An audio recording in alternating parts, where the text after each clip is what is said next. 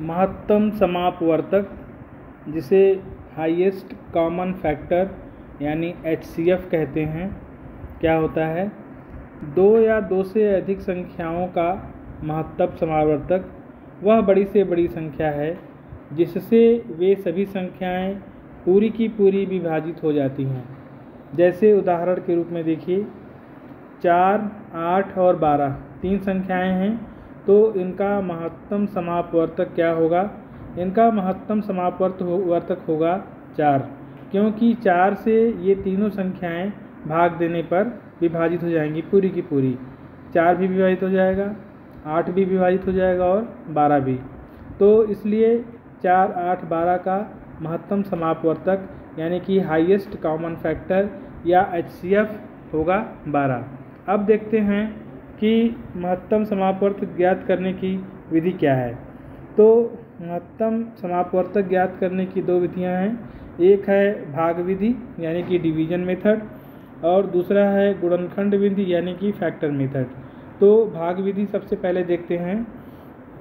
यहाँ पे उदाहरण के रूप में लिया गया है 3 अंकों को 12, 18 और 24। इनका महत्तम समापवर्तक निकालना है भाग विधि से यानी कि डिवीजन मेथड से। तो सबसे पहले क्या करते हैं, 3 संख्याएं हैं तो इसमें से 2 संख्याएं ले लेते हैं और इसमें जो छोटी संख्या है उससे बड़ी संख्या में भाग देते हैं। तो यहाँ देखिए 18 को 12 से भाग दिया गया है, तो यहाँ पे जो है भाग देने पर नीचे बचा 6, 12 कम 12 और 18 में से 12 गया तो 6 बचा शेष। तो इस 6 से अब इस दूसरी संख्या को 12 को यानी जिससे भाग दिया गया था उसको भाग देंगे। तो 6 से 12 में अब भाग देते हैं तो 6 दूनी 12, तो 2 बार में पूरा का पूरा भागफल चला जाता है। 2 बार में पूरा कुछ भी शेष नहीं बचेगा और पूरी तरह जो है ये संख्या विभाजित हो जाएगी। तो यहाँ पे जो है 6 जो है इसको विभाजित करता है। अब इस 6 से ये जो 24 बचा है इसमें भाग देंगे तो यह 6 से 24 भी विभाजित हो जाएगा, 6 चौके 24। तो इसलिए इन तीनों संख्याओं का महत्तम समापवर्तक यानी कि HCF होगा 6, क्योंकि 6 से जो है संख्या पूरी तरह से विभाजित हो जा रही है। अब आइए गुणनखंड विधि से देखते हैं यानी कि फैक्टर मेथड से। तो यहाँ पे 3 संख्याएं हैं 12, 18 और 24। तो इन तीनों का गुणनखंड ज्ञात करते हैं, फैक्टर ज्ञात करते हैं। तो पहले 12 का फैक्टर निकालते हैं। तो 12 का हो जाएगा 2 गुणे 2 गुणे 3 यानी कि 2 दूनी 4, 4 तिहाई 12। 18 का गुणनखंड निकालते हैं तो 18 का हो जाएगा 2 गुणे 3 गुणे 3, क्योंकि 2 तिहाई 6, 6 तिहाई 18।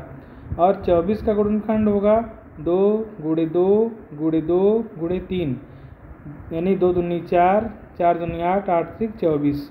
तो इस तरह से इन तीनों संख्याओं का गुणनखंड ज्ञात कर लेते हैं और इसके बाद इसमें से जो कॉमन अंक हैं गुणनखंड में उनको ले लेते हैं। तो यहाँ कॉमन जो है सब में 2 है, एक बार कम से कम 2 जरूर है, इसमें 1 बार है 2 और इन सब में जो है कई बार है। तो 1 बार है तो यहाँ 2 1 ले लेते हैं, कॉमन 2 है 1। और इसके बाद 3 जो है यहाँ पे सब में 1 बार है, कम से कम 1 बार अवश्य है। यहाँ देखिए 1 बार है, इसमें 2 बार 3 है, इसमें 1 बार है। तो यहाँ पर चूँकि 1 बार है तो 1 बार 3 को लिख लेते हैं। तो अब इनका जो है आपस में गुणन करते हैं तो 2 गुणे 3 यानी 2 तिहाई 6। तो इन तीनों संख्याओं का महत्तम समापवर्तक गुणनखंड विधि से भी 6 आया और भाग विधि से भी 6 आया। तो इसलिए इन तीनों संख्याओं का महत्तम समापवर्तक होगा 6। तो इस तरह से किन्हीं भी संख्याओं का महत्तम समापवर्तक भाग विधि से या फिर गुणनखंड विधि से आसानी से ज्ञात किया जा सकता है।